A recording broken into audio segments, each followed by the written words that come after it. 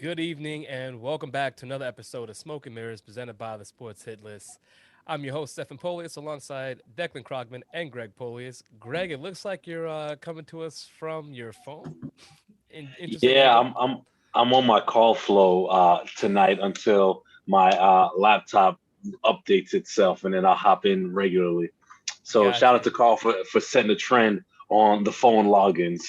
Yeah, it's Sounds like inspirational, really, from the boss man. it is. I guess I have to be the one sending out this link. I mean, I should be. It just came back online, so I should be up in a couple minutes, and I can share out All right, the sounds good. video. So your Monday is going like that. Deck, how you doing? Pretty good. I mean, a great weekend in sports. Really, just yesterday alone was enough to excite me. So I'm really happy to be here to talk about that. And I think we have a lot of stuff to cover. It's a rewarding time being on the air from March to October, and now we can Yeah. evaluate everything that happened in both sports. Yes, it was a very busy weekend. My weekend was pretty chill. Watching all these games made it fun actually. And I will say that the weekend was wild until it wasn't, Right. because really, Sunday afternoon, Yankee fans unclenched their buttholes and they were able to relax for a bit. But it was so entertaining watching them lose two, right, to the Rays. And then my M's, oh man, were how like everything was looking perfect for a four-way tie. And who didn't want that? I mean, maybe Yankee fans, but like it would have just been really great to see 163 games Chaos. played, complete chaos, It's Jared complete like chaos. Walsh Bane. hates It's like chaos. Bane. Jared Walsh does hate chaos, and the M's pretty much laid down in their final game, but High key. the Yankees, after losing 4-3, then 12-2 in game two, come back in game three and played well, right? It was a shutout game until the bottom of the ninth, where Aaron Judge, the man, the myth, the legend, Judge, comes through big for your Yanks deck. And I want to ask you this, because your prediction was right. All right, you had Yankees, Red Sox, but by no means was it an easy way to get there. Because even the Red Sox in their final game, down 5-2. I mean, I don't know. I'm not gonna sit here and say that the Nationals took a dive, but did that game Did go they? I left? mean, I would say so. It's not even outrageous to say that. Oh well, who knows what money's being moved under tables? But The conspiracy. but Man, I he love a rolls good with the Mariners. conspiracy. I love a good conspiracy. And what kind of chaos Yeah. would it have been if the Red Sox lose, Yankees lose, right? And then you have the M's and the Blue Jays. The Blue Jays did everything they needed to, even though they lost that game to the Yanks. They went and crushed the Orioles, and Yeah. nothing to show for it really. But Deck, I want to start That with was a you. little. That was a baseless conspiracy. I think Newsmax has found their new sports reporter. Hey, I don't know about baseless, man. I think that they get enough steam behind it, you can start to point out like, oh, this is the inconsistencies. Like it might be For there. sure. For But sure. I want to know from you, um, what are your thoughts on this?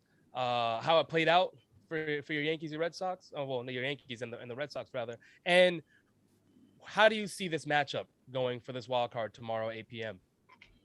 Yeah, so I'm super excited. Unlike you guys, but it's one of those things where I made that stupid comment that was a joke, but I guess proved to be true. I'm not taking credit for it, but it was a joke when I said it's only a matter of home field. Did we just lose Greg? Yeah, he just dropped out to come back in. He's coming in now. All right, fine. But it wasn't. I mean, you don't have home field advantage, but Right. Well, exactly. Yeah. We have the spot, so I guess it was a matter of it by definition. But I can't take credit. But like Shut up, Steph. I can't. I'm not. I won't take credit for the foolery. But I will say, I guess that is what it was. Yeah. So I mean, it was nice to see, especially a 0-0 hard fought game. They didn't get swept by the Rays. That's the one thing they couldn't do. The game 2, I mean, was really just atrocious. Terrible start from Montgomery. But game 1, they did play well. Lost a really close one in the ninth. It was that one insurance run late for Tampa Bay that sealed the deal for them. So yeah, there's gonna be a lot to play out for the sake of our show. A lot of teams that we've addressed that are in the playoffs. Yes. Some we addressed a lot during the season that are not in the playoffs. We saw the Mets today firing Luis Rojas and Jace Tingler of the Padres got fired a couple of days ago. But it's big. It's nice to see them in the playoffs. Listen, another chapter to an illustrious rivalry. So I'm excited to see how that all unfolds tomorrow night. Yeah, Greg, what about you? I know we're in the same boat. Really pushing for the M's, but rather just trying to see a 4-way tie, or at least having the Blue Jays. I would have been excited to see the Blue Jays there. I was all about the chaos, and I felt like the Blue Jays had the best lineup top to bottom, which I thought would have been really interesting, especially just in a one-game playoff. But one game, anything can happen. The one thing I will say, I think the biggest difference between game 2 and game 3 from the Yankees is Boone brought Chapman in when he needed to bring him in. Yeah. And when it's 0-0, he brought him in the ninth at 0-0 instead of just waiting for the Yanks to get a lead like he did. Was that game 1 he did that? Because he couldn't do that in game 2. Yes, it was. Yeah. Game 2 was just bad from the beginning. They were game 2, game 1 was the issue, the defensive issue I had as far as the Yanks not covering second base when Rosarena attempted to steal. That's just bad for business. And you put in the go ahead or the insurance run on second base hit ties. They did it again yesterday. They let him steal in the 8th inning with no one on, no one out, or one guy on. And that's going to bite them in the ass again in the playoffs. That's not something like, to me. I don't care who's behind the dish. They got to let that ball go, whether it's Higgy or whether it's Sanchez. And the Rays, that's a Glaber and Sanchez tandem right there. That could be a fault. It depends on who's up though, who covers the bag. But and as far as it's just like technical minded baseball things that bothered me in that series. But the Yanks did what they had to do in that last game. They obviously hate chaos as well. I did find it interesting that they chose that they wanted to play in Boston. I think that after the sweep in Boston, that's where that's coming from. So I am interested to see Eovaldi versus Cole. I think Cole has the upper hand here. If the Yankees hit, they'll be fine.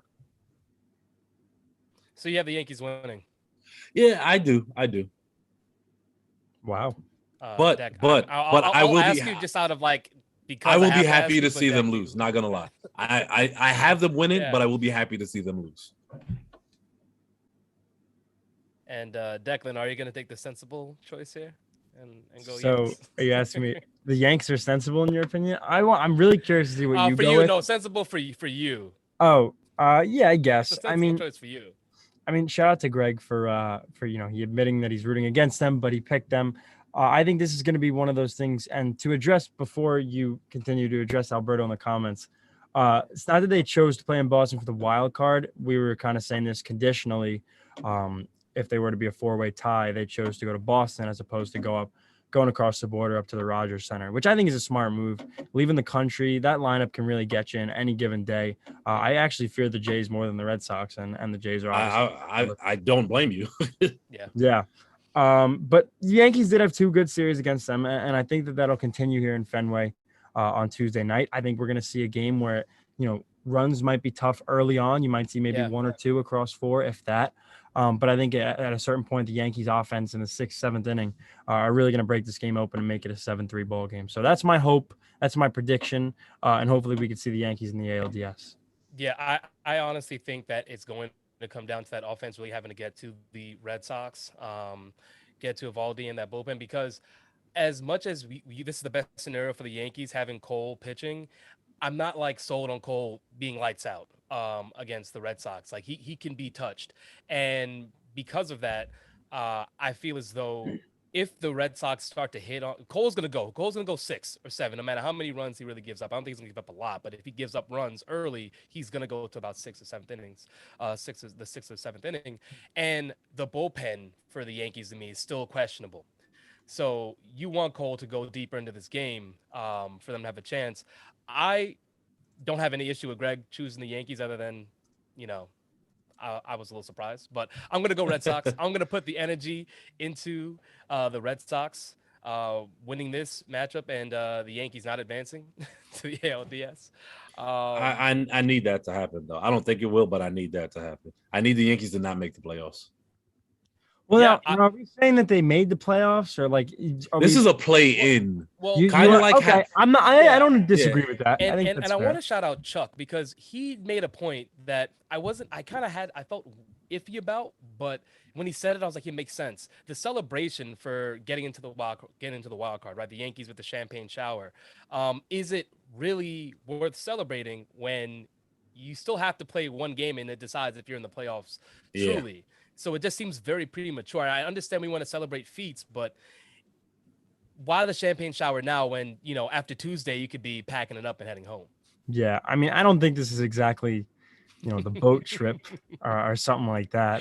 Yeah. It is No, not at all. Not at all. But I'm saying it is a little odd to think about. Yeah, I agree. I think the NBA does it best when they, as Carl said yesterday, when they just, champagne for the finals, hats to get into it, or whatever they do. Mm-hmm. But the one thing I'll say in defense of the tradition that the MLB has like really been trying to like crack down on a little bit the past couple of years, they use COVID as a way to get through that by, pushing a lot of the protocols. But the one thing I'll say about the champagne showers is that it's a long season. And to be one of 6 division winners out of the 30 teams in baseball is an accomplishment in itself. And baseball and alcohol will always be associated with each other, intertwined one way or another. So it is what it is. It's fun. It's tradition. The players are having fun. Creates more drama a little bit almost for the next matchup. So when guys celebrate, it just makes the next round even more interesting. I hear where that's coming from. Where you're coming from with that. It is a long season. There are a lot of games, right? And there are so many teams that made it to this point. When I see it, I'm just kind of like, I guess. Yeah, I know. It is what it is. How about we just have some juice? Yeah. Let's have some juice. Yeah, have some juice. I mean, let's have some Martinellis. Yes. Hey, look, Martinelli's. I am for that. We even saw Devin Williams punch the wall and break his hand. I mean, that's big for the Brewers. That's a Brewers staff that's really they have a shot at winning over one of the West teams. So, I mean, there's that. But I have a little anecdote for the Yankees Red Sox. My Red Sox fan, Arthur, he's a war veteran. He is 70s or 80s. I forget what it was, but he's a Red Sox fan. I see him every year upstate. He's from Massachusetts. He talks like this. That's dead on how he sounds. Yeah. But he sent me a Fenway Park hat. And I don't know if this is going to be a jinx or if this is going to be like, something like was that exciting, but it's a really nice color and I'm definitely going to wear it. So I figured I'd embrace it now before the next chapter in Yanks Red Sox history. So shout out to Arthur, of course. Nice. Yeah, nice it's the only we're going to find out. We'll find out, after the game on Tuesday, whether it helped or hurt. Yeah, for sure. It's a nice I mean, hey. It's going to be an exciting game. Fenway playoffs, a one-gamer. We haven't seen Fenway in this new format. I don't even think we've seen the Red Sox in this new format since they're the AL East team that actually knows how to win divisions consistently. Yeah. But this is definitely new to them. Aaron Boone's 1-0 in these games. I look for them to get a big win here. I mean, what a catch by Gio Urshela yesterday. And I really like him for you guys. He's He's a good. guy that has to He's stay. really solid. He could play anywhere on the left side of Yeah. the infield. He is gold, man. He He really made is. Andujar expendable, and that was when he first came up when Andujar got hurt. I mean, he made Andujar a minor leaguer, honestly. True, Yeah. but I mean, Well, he Andujar's should've been glove moved. made him a minor leaguer, to be honest. He should have been moved long ago, but Yeah. yeah, So that's the guy. Sean is really That's the solid. guy that could fit in on the Mariners, man. Andujar, maybe even a Frazier. Like, Not I don't know. wrong. I think that I just want to say when I was watching game 2 on Saturday when Haniger with Haniger's up, 2 outs. Oh man. And it's a 3-2 count. Like that single, I went wild for, and I just felt the energy coming from was it Target Stadium? I forget the name of the stadium now. T-Mobile. There. Good looks. That was good.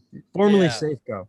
Yes, Seattle formerly at night. Safeco. Seattle at night is beautiful. Every time I play the show, my dad would go there. It was fun. It was such an amazing night for them to win like that. Ty France has been huge for them. Haniger has been huge. And I'm like, game 3 on Sunday, like they're going to come out swinging. And I check in like second or third inning. It's like 4-0. Then it'll end up being 4-2 and 6-2. And I'm like, well, yeah. Like, at can we this set point- the scene? Can we set the scene how insane it would have been? Like if you're in Seattle, right? And you're up 3-1, you see Jared Walsh hit that home run. You like the life is sucked out of you, right? Yeah. And then your team rallies in the 9th. After, again, let's keep in mind like In the 20 eighth, years. They rallied in the 8th. It wasn't the Right, 9th, it right. was the Okay, in the 8th. Yeah. Keep in mind 20 years since they made to the postseason. Like if you're a Seattle fan who didn't think they were going to the postseason, like if Seattle had like Manny and Chuck like as their negative Seattle fan base, like even they would have thought they were going to the postseason after a night like that. And then to put up a I felt for them. I was like, oh, man. another I'll tell you what, next year is going to be very interesting in the AL. The off season to me is going to be really interesting. The trap pick is going to be to pick the Mariners to win the AL West. No, because the A's were right there. Yeah. Until the end, really. Because at one point we were talking about, wild card and being like, oh, it's between maybe Oakland or Seattle kind of sneaking in. It wasn't like Oakland was for sure runaway. So just so we have the final division winners in the NL, we have Atlanta and the NL East. Called in it. the Central got Brewers, and then the Giants, who nobody had that. No one had that. If you did, you're either a Giants fan or a liar. Yeah, exactly. I'm glad that I took the Dodgers to win that division, not the Padres, just because at least one of them was one game off. I think I took the Dodgers. 20. I think a lot of people did take the Padres at least. I have to go. I want to say Manny took the Padres in that Yeah, division. that does sound right though. In the AL, we have the Rays.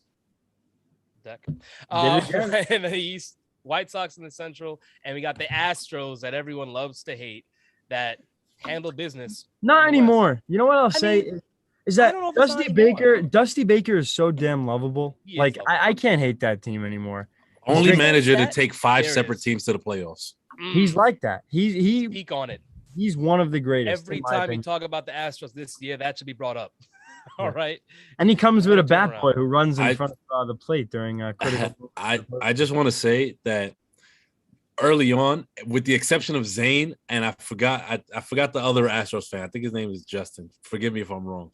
But the three of us have said the Astros will win the division because they just have the experience to get it done regardless of who's down, and that's what they did. Hey, I had Astros, so I mean, there's no beef here. And then our NL wild cards are the Dodgers and the Cardinals. Greg, shout out to you, the Cardinals. Thank you. You got it right. Give you your flowers now. I actually have flowers for you later too. So. What was that noise? What was that? You got me all excited now. And then in the AL, we have the Yankees and the Red Sox, which honestly, it was a bore. It was a bore.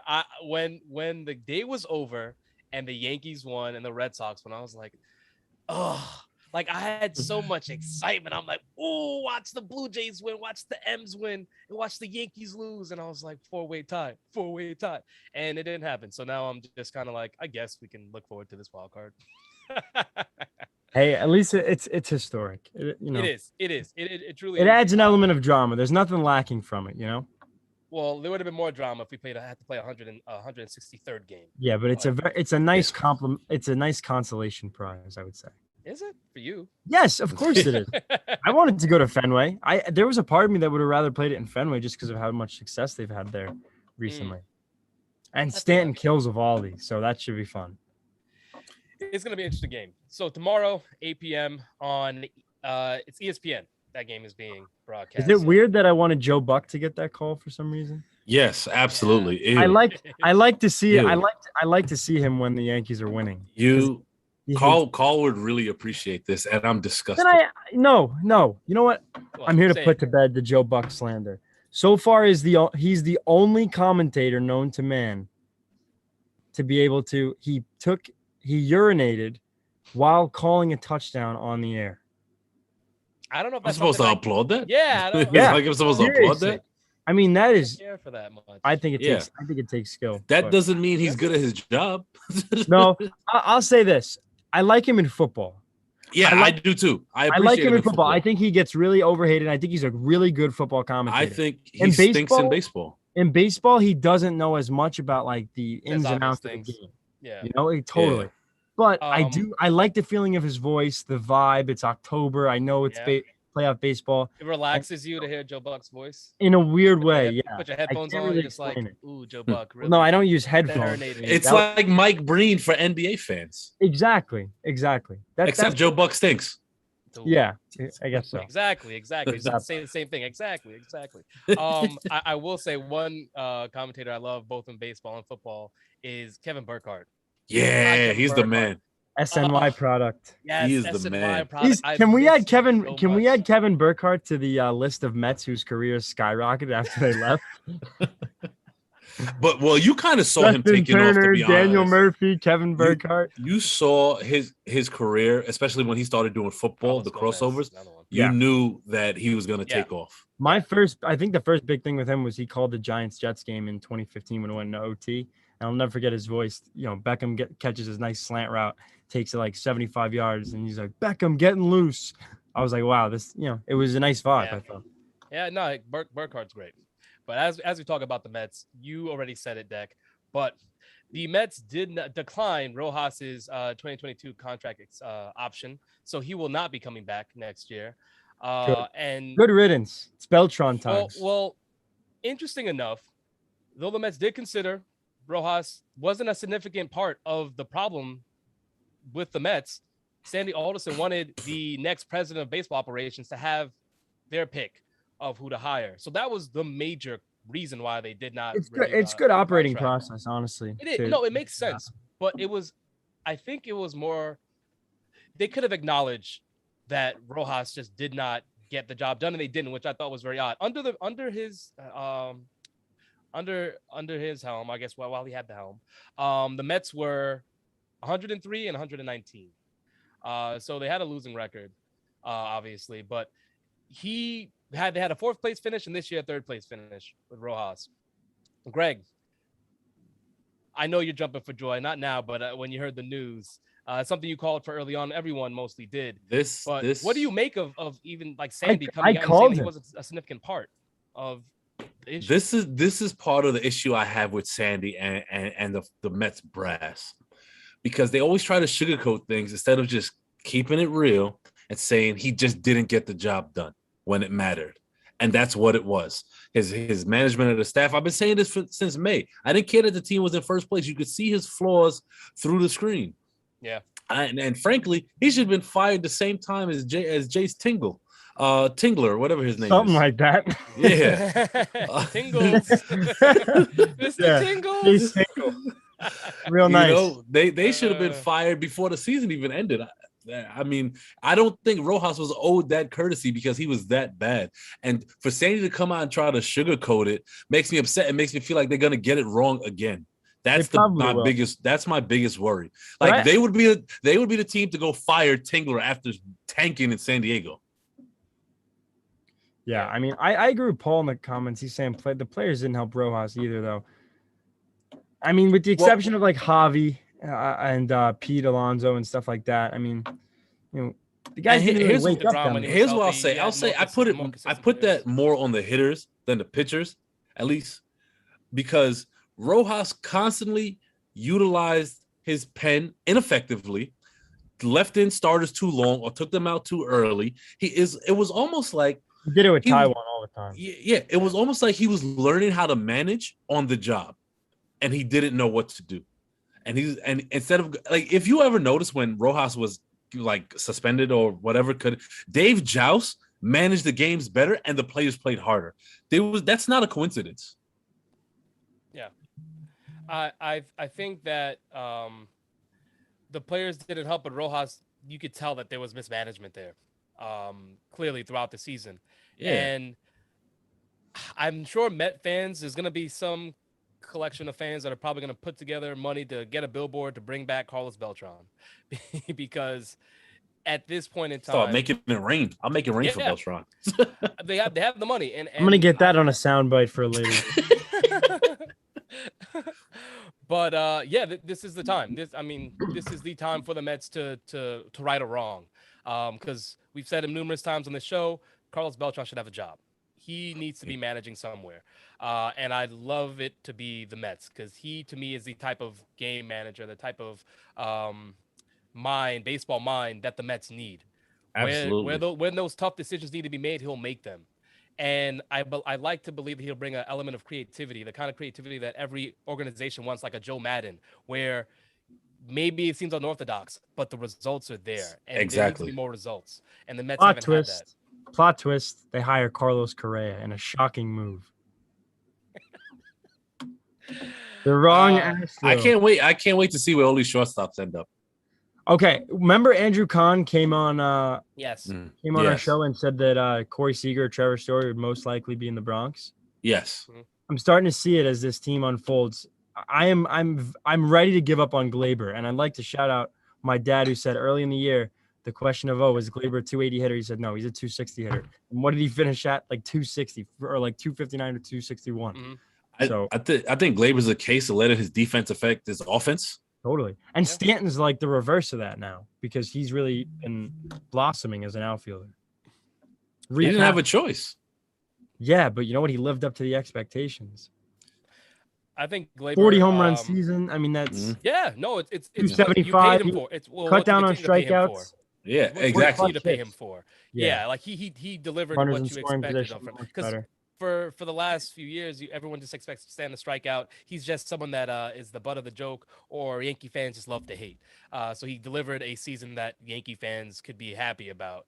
As far as Glaber goes, I think he just needs a change in environment. I think his stats can go up, especially if he's playing at second, starting the season out. It might go back to the Cubs. Honestly, that would be a good piece. Get him going. Yeah, I mean he's a piece that is worth taking a risk on. If you're a MLB team out there that needs a second baseman. Well, either way, hopefully he has a good October, whether that's 3 at bats or 30. Yeah. Well, for your sake. Well, yeah, for my sake. More than Glaber's sake. Yeah. For every Yankee fan that needs him out there to produce. I want to move on to some football, because we have a lot of football to talk about. And Deck, you must have had a great Sunday, huh? Like remarkable Sunday. You go from just tight butthole, not sure if your Yankees are gonna. Is that your thing? Like, it is a thing. It is a thing. Yeah, but you know what it's like to be in a game, right? Like in a playoff game or any kind of high intensity game. As a fan, you're on the edge of your seat, colon tightening, and your butthole is tight. That is just a fact. So I just want you to know, Deck, me and Garrison tell him about this all the time, and he definitely made it. It is weird, and he definitely made it a thing, and it will never not be weird. Like, what's that? When does this end? When it gets put on a T-shirt? Like, I mean, it doesn't have to be on a T-shirt. Any fan that's been in a high intensity moment with their team knows that they're clenched. But do some Tums or something. In his defense, I know he's not wrong, especially for Yankee fans in that 9th inning. Yeah, especially when Chapman's on top of the 9th. Oh my God. Nervous as hell. That first who did Chapman walk somebody? And I know you guys got nervous. That was after 2 outs though. It was the first walk. He got 2 outs. He struck out Choi on a slider, and I forget the next AB. I think he ended that on a strikeout too. He got Meadows before that, and then he got Choi, I think, on a pop out. I thought Choi led off, but I think you're right. It was Meadows. Yeah, but yeah. Also, like I'm saying, the Yankee fans, as in your case, Deck, you were happy that happened. And then your Giants, all right, in OT, pull off a win, which we were talking about these Giants as like, okay, there's nowhere on this schedule that they can actually win if they lost to the Falcons. But 27-21, Giants defeated the Saints. It wasn't the prettiest game at times, but DJ, all right, it's the same DJ Greg that you love to take a big poop on. And Deck was saying this is the season. His first turnover did come yesterday, but it was on a Hail Mary to end the half, so it's not really on him. Finished with 402 yards on 2 TDs and for 28 of 40. So good. So I think it was 70%, something like that, completion percentage. He did what was necessary for the Giants to win, and he did not hurt them as much. Deck, what do you think of these Giants? Is this more of a trend for you, or do you look at this as a blip? No, I think this is going to be one of the few bright spots on the season. It was a really excellent upset victory. It's great to see. I've been kind of preaching this all year that the Giants haven't done since Jason Garrett and Daniel Jones have been in town, and that's move the football and score at will. On Sunday, we saw a team that was willing to score, and I'm going to be honest. The first half, even midway through the third quarter, I looked to my buddy on the couch. I'm like, dude, Garrett's got to go. You can't have 10 points in the third quarter. It's done. I'm already like thinking of like the stupid thing he's going to say with a half smile in a press conference that's going to get Jerry Jones's attention after he gets blown out. But he didn't get blown out. Saquon did really well. Yes, big part of this. Very well. Too. Really, very well. I mean, Saquon was excellent. And that play down the sideline, he burnt Marshawn Lattimore. I mean, that's one of the top corners in the league. Mm-hmm. It was a great touchdown. How about Jabril Peppers at the coin toss? That was something else. I didn't see He said he was yelling. He said, heads or tails, and then he got it right. And he said, "Give us the ball. We want that MF or something." He was going nuts, and like it could have been a Matt Hasselbeck. Yeah. Thankfully, it wasn't. But I'll shout out Daniel Jones. He was brilliant on Sunday. He really was good. He played just about clean football. It was nice to see. Hopefully, he can show more of that this year. He's already making a big jump from year 2 to year 3, and especially after year 1, he kind of regressed. He definitely regressed in year 2. So it's great to see him making the biggest jump. This is the best he's been, obviously career high in yards. I'm not going to sit here and overreact and say, "Oh, Daniel Jones." I mean, I'm looking at all the articles out from Yahoo Sports and ESPN and Pro Football Focus. They're going nuts. Yahoo's saying they're Daniel going wild. Yahoo's saying Daniel Jones. If he's on your wire. Yeah, no, that's excessive. But they're saying, "Oh, Daniel Jones is the answer for the Giants at franchise quarterback. It's time to stop hating on him and doubting on him. Let's relax. He's got a lot more to prove really down the stretch. Huge matchup against the Cowboys that they're going to get smoked in. But hopefully the Giants. That Cowboys offense is the real deal, man. And you know what? I'm saying right now in week 4, I was wrong about their defense. They put it together. They're turnover prone. They have drafted excellent in the first 2 rounds the last 2 seasons. We're gonna. This is looking like a little. I'm not gonna overreact and say, "Oh, they're winning the Super Bowl," but this is looking like a complete football team that's gonna run away with this division. Thanksgiving is gonna be fun with your New York uncles who are somehow Cowboys fans. I don't know how that ever happened. They saw one cheerleader in like 1975 and decided they were gonna be Cowboys fans. But it's gonna be an electric environment then. Football team. I want to shout out Paul because he reminded us that we need to shout out Kenny Golladay because he finally had a good game, and it does make sense that DJ has a great game and Kenny Golladay happens to be the receiver that is on the receiving end of that good game. 6 receptions, 116 yards. Greg, what did you make of this game? Are you on the same boat with Deck? It's just a blip, or maybe you kind of see something more with the Giants? No, it's definitely a blip, and here's why. Because the Saints are an enigma, and I'm leaning on that they're a bad football. It's a really team. good defense, though. Yeah, it is a really good defense. Yeah, it is. It was the best in the league last year, right? Going into and what I will say is that I think their offense is just like I said, enigmatic. You don't know which one you're gonna get. Yeah. They smoked Green Bay, Green Bay is gonna be a playoff team. So like I guess that's first week jitters, but you never know which Saints offense is gonna show up week to week. Smoked the Pats too, though. You just don't know. Like I said, you don't know which offense is going to show up. But what I will say, the most impressive part about that Giants offense is that they came back from down 21-10 in the fourth. That never see them do that. And shout out to Rick. Rick actually kind of stole my thunder a little in the comments. What I was going to say is Saquon showing up 2 weeks in a row is a big deal. That's because Huge. if he can get like that consistently, he makes Daniel Jones' job easier. And the one thing go ahead. And then that opens up the lanes for a Kenny Golladay, a Darius Slayton, a Kadarius Toney. Shout out to my Gators. Tony, had a shout good out game. Tony. He finally had a good game.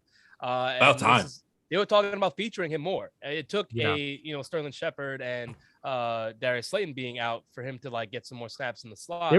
But his yards after the catch, I mean, that's why you got him. He's an athlete, right? He's an athletic freak, and he was showing that yesterday. I just think that moving forward, he's at least shown that offense that he's worth having more snaps. Yeah. And Rick, real quick, Rick said something that I wanted to touch on, and that Kamara doesn't look like himself. I don't know if that's the defense is not respecting Jameis's decision making and stacking the box, or the O line. But early. I don't know. Taysom Hill like last year, and he was still like, I'm still had Kamara like getting his. He doesn't. Rick said he doesn't look like himself, and I tend to agree. Yeah, I don't. So does my fantasy team.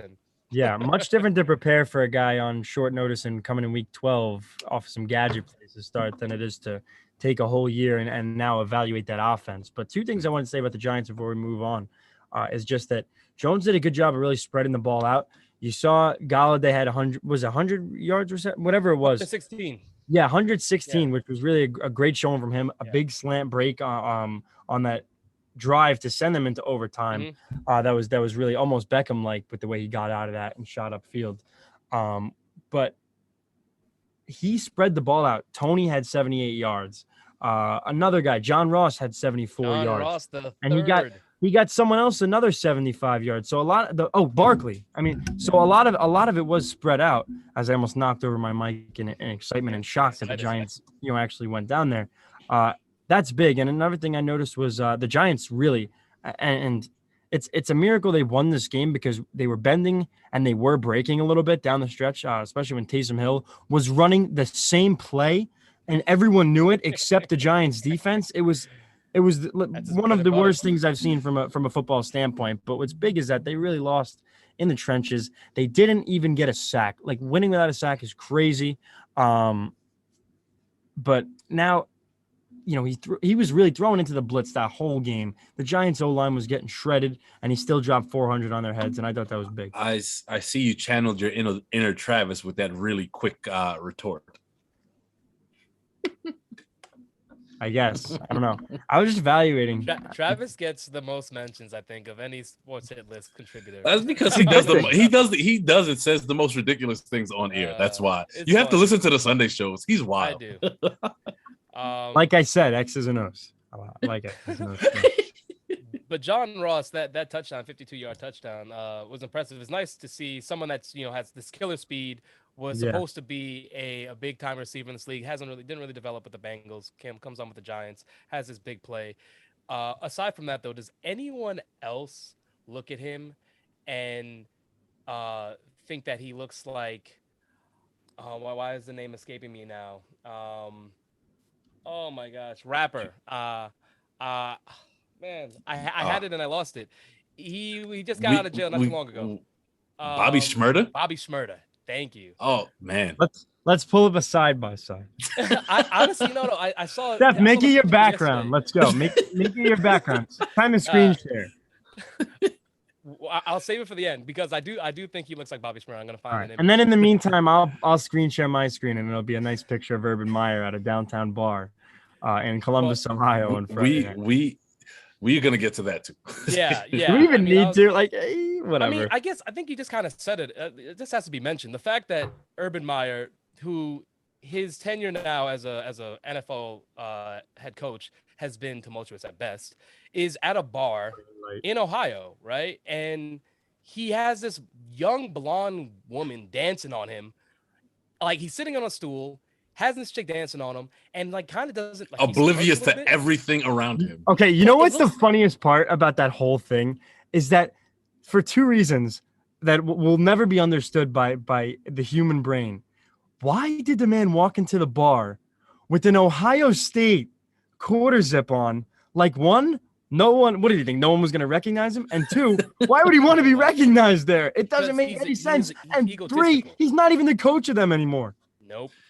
He's walking into the bar like it might as well. It's like He it's wanted like to going feel after good after losing oh my as bad as god, he's lost in these like last 4 games. So he wanted to feel something. That's why he went to that bar. And what's losing in funny Little is League and then going to the bar, going to a restaurant with your family and everyone asking you what happened in the game today. let's go to Olive Garden. Yeah, I thought it was funny that The breadsticks. he's over there getting danced on. He takes the selfie with her, and when you look at the video, like, oh, is that Urban? Maybe it isn't. Then you see the picture, like, okay, definitely Urban. Same shirt, same everything, and it's just a bad look. I mean, you talk about a circus, like he's making the Jacksonville Jaguars into this circus by just doing what he thinks is right and making the decisions he's made on and off the field. And I saw something months ago, as Chuck mentions Trevor Lawrence. I saw something of Trevor Lawrence in the club months ago with some girl who was dancing with him, and he was engaged to be married. And now there was a quote that came out today was Urban Meyer saying, "I always warn guys of this. When Trevor said he was going to have his bachelor party in Vegas, I warned him to make sure nothing got out," or like something like that. And I was like, Jesus, dude, like why you're going after your star quarterback saying was doing the same thing and warning him about that, and then you go and do it? Urban Meyer's a joke as the He NFL really coach. That's all. That's what we have to end on. He's a joke. But I want to move on to the Jets, because when is the last time that we had both New York teams go into OT and win in OT? Never. That's the right. It has to be never. It has to be first time. And I want to shout out the Jets D, because we gave the Jets D a lot of shit. I did say that their secondary is better than they have been in the past few years. But even though you had Derrick Henry run for 157 on 33 carries, they did a pretty good job stopping when they needed to. And that defense was bend, don't break. But I really want to shout out Zach Wilson, because the development is showing.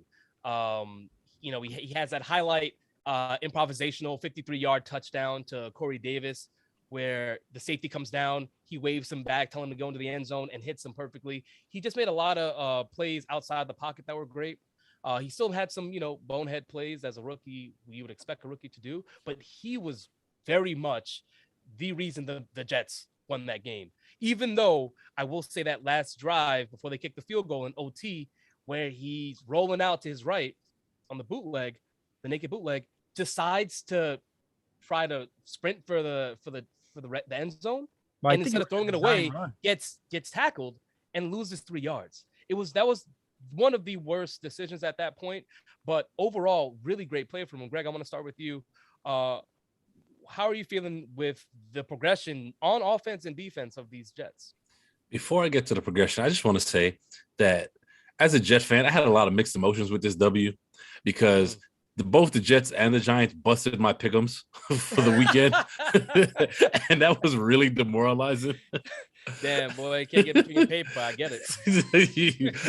Jets and Giants cost me like 14-2 this week. I was looking forward to another payday this week, and they just were not having it. But as a Jet fan, I am very happy with how Zach played. That this is what you expect. You expect to see growth. It's kind of what we didn't see in the last regime, where there's some improvisation, there's better play calling. The defense looks like they want to play. They're not getting run down. It also helped. I'm not gonna lie. It helped that AJ Brown and Julio Jones weren't there. Harrison mentioned in the comments. It's very true. That is a major part of it, because they could actually stack the box, right? To try. But what I will say is the Jets beating them was an FU to the Titans, because I'm pretty sure if the Titans played a better team, both those guys would have gone.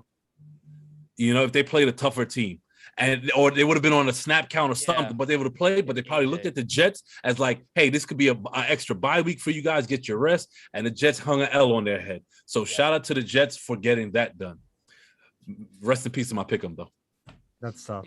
I mean, it was a great victory for the Jets. I thought Zach Wilson, that throw that stands out to me was an OT, the one to Keelan Cole, just dropped a dime on a corner. I mean, it wasn't even like it was a touch pass. It was a borderline lob. He really sent it out. Shades of Derek Carr on that one, really. And that was a good play. Randy Bullock, man. I mean, yo, Randy, poor guy.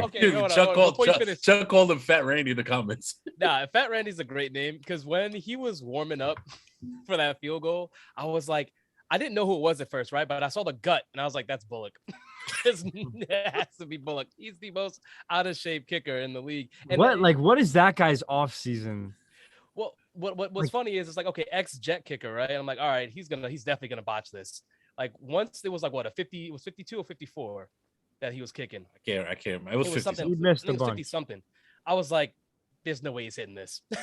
I felt so confident. So confident. The thing that really helped you guys was that that drive by the Jets, that even though it resulted in a field goal, it took a lot of time off the clock. Yes. Yeah. So the Titans were hard pressed. That 10-minute overtime is huge. I mean, that's really big. But I thought they played well. I'll just say this. It's nice to see Zach Wilson, obviously his best performance of his career. But I'll say this. You guys were really, I don't want to say, and I'm not taking bows for how Jones has played recently, but with Jones and everybody, you guys were really hard on him in the first 2 years. Expect to be in a similar predicament with Zach Wilson because the development is not going to be as quick as you think it's going to be or as quick as you would like it to be. So here's the difference between us and you. Uh-huh. I don't expect anything. So you expect nothing from Zach. Okay. Well, I'm just going to say it's going to be very similar to, the critique. The Jets have not done enough as an organization for me to have faith in them to put forth a winning product until I see it. I think that when DJ did take over, he did have more pieces than Zach, and I get where you're coming from, Deck, because I do have expectations for Zach Wilson, just where he was drafted, right? Like you have to have expectations. Yeah, I agree with Chuck though when he says nothing until year 3 is probably about the same. Yeah, but my thing is that like you're the same way you monitored Sam Darnold, right? Like at the end of the season, he puts up a 300-yard game. And it's a huge deal. It's like, all right, maybe Sam is turning it around. And then the next season, he reverts right back to what he was like early in the season before. So I think that you're looking for the progress, which this game is that. You're looking to see how he handles being an NFL quarterback, understanding how, going through his progressions. And he loves the improvisational part of it. Oh, and there's the freeze. Haven't had that happen in a while. Damn. Look, he froze like this. So yeah, I'm not again. He did it last time. No, that's how his hand ended up. Did you see it? I'm back. Yeah, you're back. You're back. What did it go off of? Was it something funny? No, your hand placement. It was like this, almost. Similar, very similar. That reminds me of like thunder practice at Baruch College. Like that was a full meme right there. Should have got a screenshot. I wish. Yeah. But yeah, I was just saying that the progression is everything for Zach. I do believe it's, you give him the 3-year window. There was just one really good game so far, and we shall see. But Deck, you're right. I don't know if it's going to be as harsh as Daniel Jones, just because of how Giants fans were hyping him up because of that first season. The turnovers are a real big part of it as well. Daniel Jones just so turnover prone, and you still have Zach Wilson who's leading the league in interceptions. Darnold did too, so I mean, we could get similar stuff there, but we could. Well, and like I said, we'll see. I do want to get to Darnold though, because I want to talk about this Panthers Cowboys game. And Greg, the flowers I'd like to give you is for on Friday, saying that was it Trevon Diggs, right? Trevon Diggs, man, back-to-back drives. Guy picks off Sam Darnold. and Travis is still talking nonsense in my ear in the chat about how he's not a top 5 corner because he's not giving him that credit after 4 games. Man. Because he says he's still getting beat last year. If Travis had eyes, he could see, but clearly he doesn't. That defense just looks a lot better. As we said earlier, I didn't believe in it. And just Sam Darnold and Carolina, they did put up some points, but you could tell, from the onset of that game to the end that the Cowboys were in charge. You weren't really worried necessarily about Carolina coming back and making too much noise. But Deck, what are your thoughts on this game? And I mean, you kind of spoke to the Cowboys already as a powerhouse of a team, but a little bit more about Carolina. I'd love to know your thoughts on what you see from them.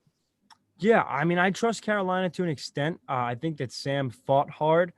Just that team was overmatched. No McCaffrey was really not the whole difference maker in the game, but when you lose by 8, even though I felt like it was more of a consolation 8, that game was a garbage time touchdown. It was a 2 touchdown game all the way through. But Sam definitely fought. Diggs single-handedly got both of his turnovers in that game. I mean, listen, Greg, with Stafford and Diggs, I don't know what's in the water over there, but It's my whatever it seltzer is, water. it's working. Yeah. Yeah. So I don't know what's in the sippy cup, I should say. But, regardless, Sam Darnold, I believe in him. It was a tough game. Listen, anytime you get a quarterback that used to be, perceived as garbage, and then Paul Akese does a complete 180 and is now on the bandwagon, he at least woke somebody up. And that's what Sam and the Panthers have done. They got the Eagles next week at home. Then they host the Vikings again. They'd signed to win 1 out of 2. I think they will. Honestly, I think they're really going to try to push to get those Vikings in too, if they could build some momentum beating the Eagles. So for Travis, I think Noah Clark Joyner and Dean Capps. I'm trying to think of if there's any more Panthers fans in the group, but those guys should definitely be optimistic for what they see. I don't think they're going to the playoffs. Keep in mind, Darnold is 24, and it's almost like, in a way, his clock reset. Yeah, reset. Yeah, sure. Totally. It's almost like he's got to build up again. He's in the perfect system with the perfect coach with the perfect DJ playmakers. Moore connection, bro. That they're gonna be one of the best connections. Oh man, I'm still here. 8 receptions, 113 yards, 2 TDs. Like stupid garbage time touchdown killed me. It was a garbage time touchdown, but just the fact that he has a playmaker like DJ Moore, that he could throw a freaking drag route to, and then Moore could take it 30, 40 yards. He's big. It's a big help. Huge playmaker. Greg was so alarmed when he stopped. I don't know, something got unplugged. Maybe at first I thought like maybe the diaper. Can't have my laptop die. Wow. No, I thought a smell caught up to him. He's like, no. I mean, that was like, so this is all this on and I'll make it hot. This doubles as my work laptop, and sometimes I have to go. I take it back and forth. So sometimes I forget to plug it in. Right. I see. Can't have it die. Yeah. But anywho, let's continue. Yes, he definitely hotted me up. Yeah, I want to keep moving though, so we can get finished up in time, so we're not going up against the game again like we tend to do on these Mondays. It's gonna be exciting, this game. This game's gonna be good. Wait. We'll get to it. We'll get to it. I just we're about to. He was just mentioning it. It's cool. It's all good, Deck. Cardinals, Rams. All right, because man, yes, the Cardinals D is really good, but I was not expecting to see Stafford struggle the way he did against his defense. And shout out to Kyler Murray though, because facts. Murray, it's just a great defense, Rams defense he's going against, but still managed to have a great game. It's the first time this season he hasn't had a rushing touchdown. But he connects with AJ Green, the former shell of AJ Green, for a 41-yard touchdown to start the scoring, and he doesn't really let up after that. And there really wasn't a game here. Stafford struggling throughout, and the running game was all right, but Stafford really just didn't have it. And the Cardinals right now remain undefeated. They boast the NFC's best point differential, which that's something. Yeah, did not expect that coming into this season. Greg, the freaking NFL, man. It's just it doesn't make sense. Really doesn't. I said it the one night when I thought the Niners would really just stick it to the Packers. Like it's unbelievable sometimes when you look at Stafford. I said to Greg yesterday, I said this is what's crazy about a week 3 overreactions. I have the Rams going to the Super Bowl, but the Bucks. And even like they don't even prove themselves. I mean, with a scary win there. Like, who's the top team in the league? Everyone's kind of showed that they have some kind of given Sunday. That's what it is. Great move. Good. Still love it. Oh, I was gonna say that. He said good. He said good. You said good. You did say good. I sense a little bit of differential here. But Greg, what did you? No, I was gonna say good take, but great movie. Okay. It did sound like you were saying good movie. All right, I'll give it to you. But yeah, shout out to Kyler though. He got it done in the air. So did Lamar. Lamar was shut down on the ground and threw 300 passing yards. So that was second big. time in his career. We can talk about that too. But great, yeah. What do you got on this team here on this game, Cardinals Rams? I think the Cardinals might make a case for having one of the best secondaries in the league, to be honest. And Murphy's a playmaker, man.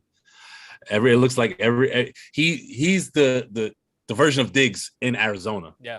Can't forget about Buda Baker. And also Buda Baker. But I got So you remember how Russ early in his career, third round pick, even though Kyler Murray was drafted way higher than that, but the Right. size thing, I feel like they carry that Mm. size thing as a chip on his shoulder. Yeah. And every day, like the people that say Kyler should have went and played baseball, like I feel like he carries that around and he wants to make people pay for it. So he gets up for games like this.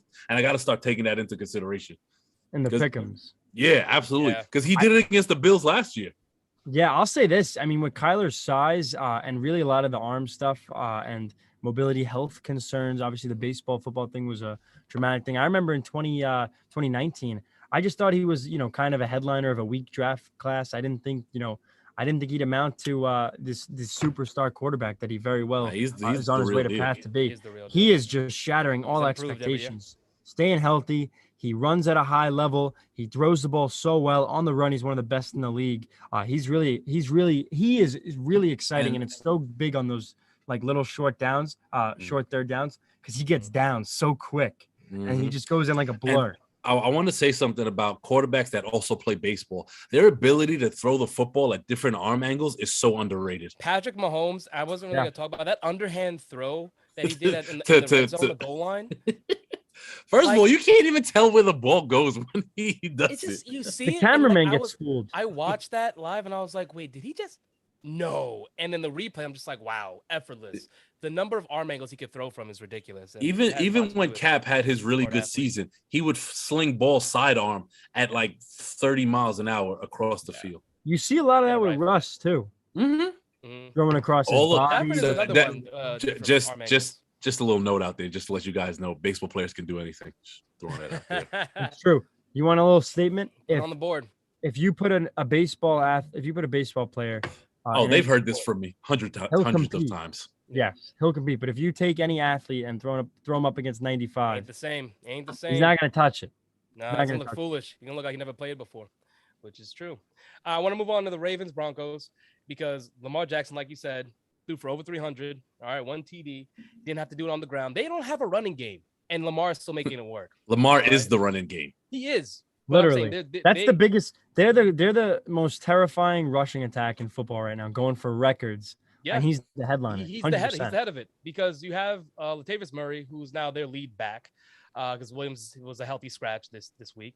But there's no real running game other than Lamar, and he's still getting it done in the air. Shout out to Hollywood, Brown for finally catching the ball for a TD. When you kick it to me, I got it. Yeah, I got you. But Lamar is doing this, still not having all the pieces because Mark Andrews, yes, he's a part of the offensive attack, but he doesn't have some of the weapons that other top-tier quarterbacks have in this league. And Bateman is still on the IR, but he has been in practice. Hopefully he'll be back week 5. He was That's big. They need him. That's a huge piece because Bateman is expected to be the outside piece, maybe even moving Brown into the slot. Yeah. This is someone that when Lamar gets Bateman, what can we see the game going to? Yeah. He is a big dude. And Greg, I'll start with you on that because I want to hear about the game, but I also want to hear from you about what you think of them getting Bateman and what that does for this offense. Okay. About the game. Hey, Andrew, I see you in the comments. Hate to tell you this, but like I said, the Broncos were fool's gold. Yeah. Well, hold on. You did have they are Bridgewater. Teddy got hurt. All right. He did get hurt during this game. But he wasn't looking good before. The Broncos are who I thought they were. Dennis Green, the late great Dennis Green. Yeah. But in terms of and don't get me wrong, the Broncos are going to win games. They're just not a playoff team. Yeah. It's a tough division. Carried by that defense. They were going to be carried by that defense at best. They're the force. Has to be a game. One thing I think that's really undersold here in Baltimore is the acquisition of Sammy Watkins. And shout out to Ray Jarvis over at the Gray Area. He said something in the beginning of the season that I've been making sure to pay attention to. He asked, and it has to correlate with KC. The KC receivers, was Sammy Watkins' presence there that big of a deal that it helped? I know Ty Hill went off yesterday. That's because the Eagles suck. Eagles stink. But against competent defenses, they have held Ty Hill in check. And is that because Sammy Watkins hasn't been there to play decoy? And I think it's very possible. Sammy Watkins may not be the player we expected him to come out of Clemson, but he is a good enough receiver, good enough route runner to play decoy in the National Football League and allow other players to get off. And his presence has to be accounted for by the defense. I know that Sammy Watkins last year was hurt for quite a few games. Not quite a few, but a few games. And I don't know what Hill did in those games, but I do remember Hill having just a great season all around, at least having what double-digit touchdowns. So I'm that's a very interesting point take by Jarv. But the games that he was out, I'm curious if Hill had down games or if he did well. Hold on. Garrison, you can't talk to me. Stop it. Oh, what was he talking about? He said my Broncos take isn't good at all. So I just want to say the Broncos, outside of beating 3 teams that were combined 0-9 at the time, what have they shown you? Nothing. So they've shown that Teddy Bridgewater's shown that he's an escape artist still. And that defense has shown you. I mean, hey, I know the defense got thrown all over. The pass defense wasn't looking good. The pass rush didn't even look that good, but they did contain Lamar on the ground, which was something. I mean, hey, Lamar had to make the adjustment. They did. It is impressive. The tandem is nice, but the one thing I'll say about the Ravens and kind of going against the Sammy Watkins stuff is that I agree that he's a nice impact player. Bateman's the size guy that they drafted there. But Watkins, I mean, he doesn't fit in with Hollywood Brown, but it's almost like I saw a 3rd and 9 play. He had an easy first down. He dropped the ball right before the yard markers. So Watkins? Yeah, on 3rd and 9. It happens. There's been a lot of drops this year, I feel like. Yeah. Like more than usual. You would think there would be less than last year because now they had preseason and more OTAs. Yeah. You know, I don't know what to make of it, but we've seen a lot of drops in Baltimore. Okay, he said they beat teams. Garrison said they beat teams they're supposed to beat while they're there. I get it, but when Bridgewater got hurt, but even before he got hurt, they proved nothing to me in that game. 7-16, 65 yards and a TD. Didn't he get knocked out? He got knocked out. Yeah. That always happens. And then Drew Lock will play the rest of the game. I think that Bridgewater, if he's healthy, that game doesn't go that way.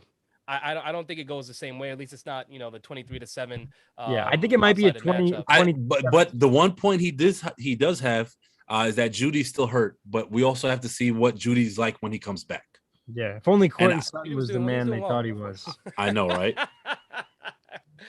Oh, Karan. What is he doing on your bench right now? What is Courtney Sutton doing on your bench? He's going off. Nah, he's not. Meanwhile, George Kittle out there getting touchdowns and stuff. Hey boy, I mean, it's really about Deebo Samuels. Dude, Karan's running like tight end university over there. Tight end you. Okay, I want to move on. Bucks Patriots. All right, it was the emotional game we all wanted. At the end, the Bucks end up winning 19-17, a lot closer than any of us called. Greg, you had the over/under on 4 touchdowns for Brady, and you took the over. Yeah, I look crazy right now. Hey, before it's okay. I was in the same boat. Most people were probably taking the over. No one expected. I mean, not no one. I should say there's a few people who believe in Bill Belichick still in that defense, and they came out and he put together a scheme that made it very difficult for the Bucks to move the ball. I will say, not having Gronkowski does show. It definitely does. Because Gronk, to me, is a key element for Tom Brady, especially in a game at New England. But it was emotional. We saw a big hug from both Belichick and Brady. Tiny hug. There were prop bets. There were prop bets on that. This is why I love. Sometimes I think my generation's ridiculous, but then I see stuff like that, and I'm like, all right, maybe we're moving to something big here with these ridiculous prop bets. Yeah, I'll send it to you real quick, Deck. Yes, this game wasn't what we expected, but there's been a lot of praise for Mac Jones and what this offense did with the Patriots. Are you on board on this bandwagon for Mac Jones showing that he is one of the best quarterbacks so far in this draft class? I mean, I think Mac Jones so far has shown that he's had the most results. The instant gratification is there with Mac Jones in New England, whereas we haven't seen that with a lot of these other quarterbacks. Although, Zach Wilson and Trevor Lawrence did show it this week in week 4. But Mac Jones did go toe-to-toe with him. You got to admit, Brady didn't look too good. He definitely, what's the word I'm looking for? He definitely was kind of caged in. He broke the record. It was nice. He didn't turn the ball over. But he had that game where it was like, northeast rain, October on the horizon. It's October 3rd, big game. Belichick knew him well, and probably knew him more after they had a 20-minute private conversation in the locker room, according to rumors. And then Josh McDaniels, so that was big. But I don't know why they didn't go for it on 4th and 3. I mean, that was frustrating to see. Mac Jones, I don't think it's not that You mean why the Patriots didn't go for a 4th and 3? correct in the rain. In the rain. Yeah, because I mean, Mac Jones isn't that guy. but I mean, he was good. He was good Nope, yesterday. nope. Okay, So Greg, what do you think since you're Yeah, it's something that's gonna make him look like he's blind. Is what he's gonna think. One second, I gotta be a papa. She got in trouble. Oh, she got in trouble. Oh, she came to tell on her mother because she got in trouble. She got quiet real quick. What is it? What those crocodile tears? Yeah. Oh, More right. violent. But- On live. Mac Jones is getting all the credit in the world, and listen to Collinsworth gush was nauseated. Mac Jones was okay last night. He managed the game, and we have to stop overpraising him. You have a secondary that was pulling people off the street that didn't even have a job last week starting at corner. Then you had their starting corner get hurt, starting DB get hurt in Carlton Davis. Mac Jones, his ceiling is about as high as mine right now, and we saw it last night. It's a high ceiling, though. I don't. No, it's not. It's not at all. I could jump and touch the ceiling, and I got no more hops anymore. It's a high ceiling. Really, it's not that low. I mean, like, if you would have said like maybe your flat brim was the ceiling or something, I would have made that more. Listen. We have to stop rewarding mediocrity, and we didn't. Okay, Paul Akese, what is this nonsense? It's like a Matt Stafford but understand what I'm saying. There was nothing. Mac Jones did what he was supposed to do, and that was manage the game, and he didn't turn the ball over, which is depleted secondary. Yeah, which is okay. And then I have Patriots fans telling me Mac Jones went toe to toe with Tom Brady. Oh my God, that's so great. No, he didn't. No, he went toe to toe with just stop it right now. I'm not gonna let you do that. You're gonna have to put your earbuds in, bro. Yeah, take my headphones and go. Even Kaylee's like, this is ridiculous. I mean, no, and this is what we have to stop. This as football fans. Stop saying a quarterback went toe. Sam Darnold didn't go toe to toe with Dak Prescott, right? No, he didn't. No, did not. And Mac Jones didn't go toe to toe with Tom Brady. Mac Jones went against the Tampa Bay defense. Tom Brady doesn't play defense. Yeah. So we have to stop that. Here's why, Garrison. I'm not finished. Well, you're gonna have to. I am not. I will wrap it up. I'll wrap it up. All right. Mac Jones again went against a depleted. This is not the championship secondary that we saw. This is not that. This is not championship defense. They didn't get to the quarterback like they did last season. They have no GPP. We have to stop rewarding people for just being okay, for just doing their job. As far as I'm concerned, Zach Wilson played a better game than Mac Jones did yesterday. Yeah. Absolutely. Okay. As far as making plays, as making big plays, absolutely. No, Zach Wilson hasn't shown that he's even better than Mac Jones at this point. Like, let's just call it what it is. But to get no. Stick to what I said. I said yesterday. With what you said. Yesterday, just off of yesterday's game. Yes, off of yesterday's game, Zach Wilson had a better game and made bigger plays than Mac Jones. But if you listen to the broadcast, you would swear Mac Jones is the second coming of Tom Brady, and it has to stop. Jack, get your points off because you say you have a few. Sure. Yeah. So I mean, Zach Wilson. Also, there's nothing special about the Titans' defense. The Bucs' defense, as injured as it may be, it's still a very solid defense, and especially on a rainy night in Foxborough, it's no one sit here and saying that he went toe to toe. He threw 4. You just said it. You just said that. You're not even letting me finish my sentence, and this is why you're gonna. This is why your brothers in the comments questioning your. Garrison also thinks AB is gonna have more yards than Mike Evans. I don't want to hear it. He is on. I've been told AB. I don't want to hear it on that team. Yeah, so Garrison could shut his mic off. Somebody cut him off in the comments. Anyway, this is why he's saying stuff like this is because it's not that Mac Jones and Brady, went shot for shot last night. It was that Brady got shut down by the Pats defense, and Mac Jones went head to head and really matched him up and did what he had to do. Listen, Mac Jones is not, this he's not going to win Offensive Rookie of the Year. He's not this, hybrid quarterback that Justin Herbert is that's going to light up the league.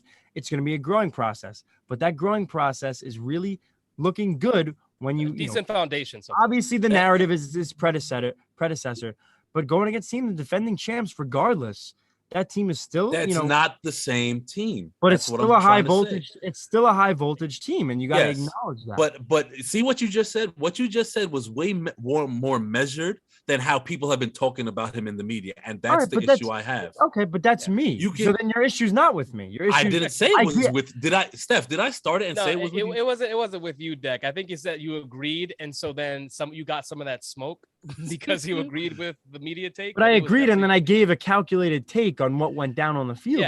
Yes. After you explained yourself, I think he And that's brought why it they down a should little have went bit. for it on 4th and 3, because you have no shot with Nick Folk, who how many times, first of all, have we seen Brady, win on a stupid kick and Nick Folk lose a game on a stupid kick? I've I seen was him ready chip for them shot to lose. 25-yard Yep. field goals. I mean, it's Thank you. horrible. But it's raining. Like I mean, if I've seen teams go for it on 4th and 8 in that situation in the rain, just because there's no shot to make that 57-yard field goal. Granted, he got it down.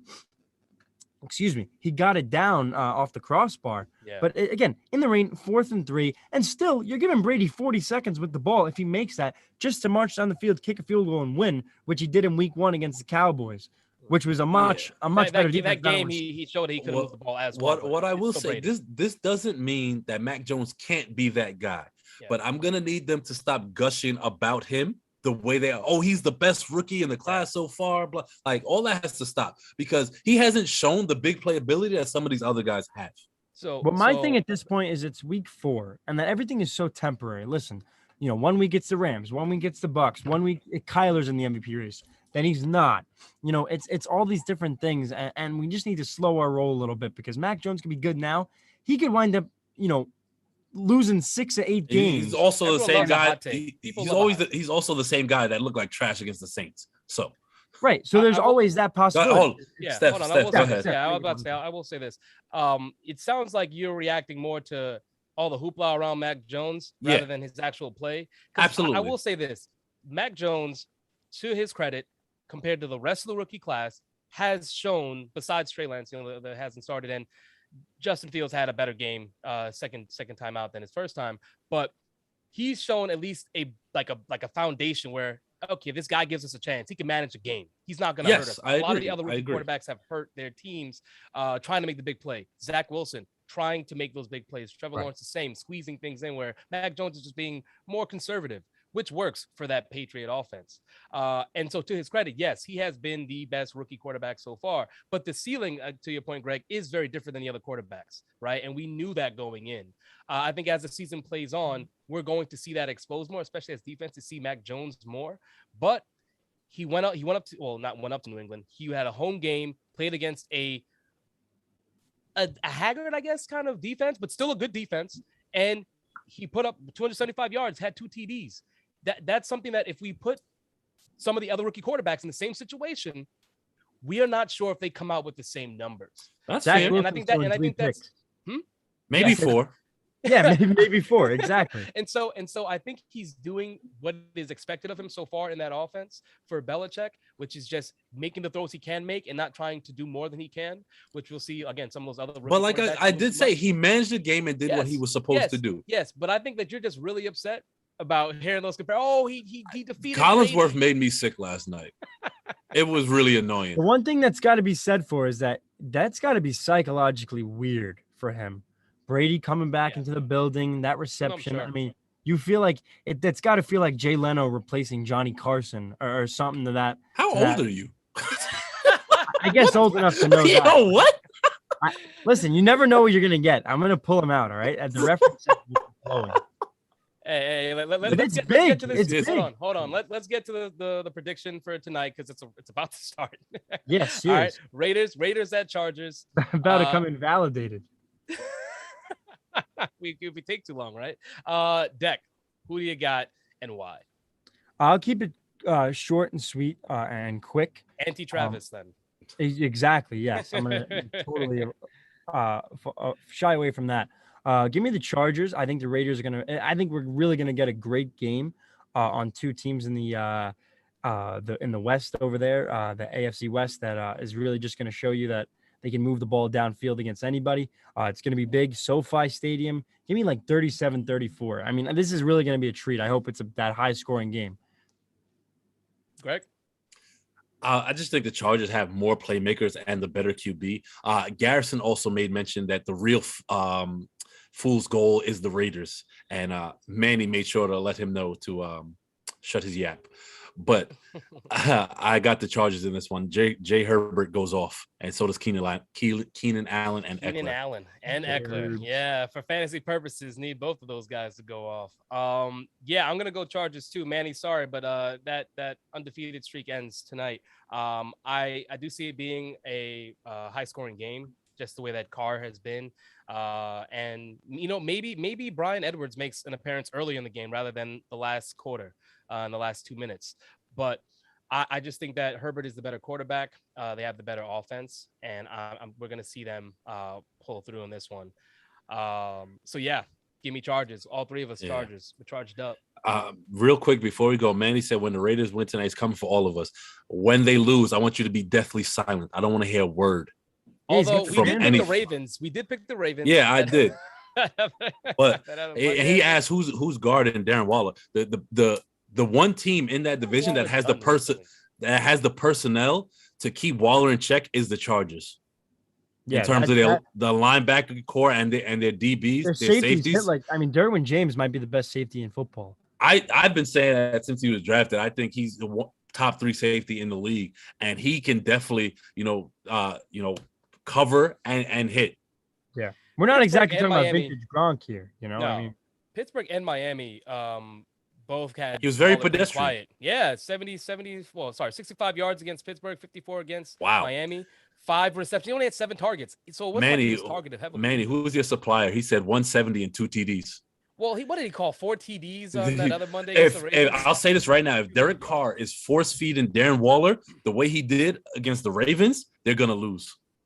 My thing with Manny is I don't understand why he's so hesitant to root for the Yankees, but for whatever reason, the Raiders are like this sure thing. He says they're gonna put up 56 points. Oh my God. This is like who is his supplier? I'm a little alarmed. I got to be honest. There's a level He's definitely trolling. There's no way he believes that. That's too funny. That is the TD. And wow, look at that! Right on time. The game was delayed when I checked last. He must have some supplier because he's got 75 things in the chat consecutive, and half of it is like misspelling Darren Waller's name for one. So it's a little scary. Got to be honest. All right, so we should wrap it up with that. Yeah. Manny is, I guess he's belligerent in the chat.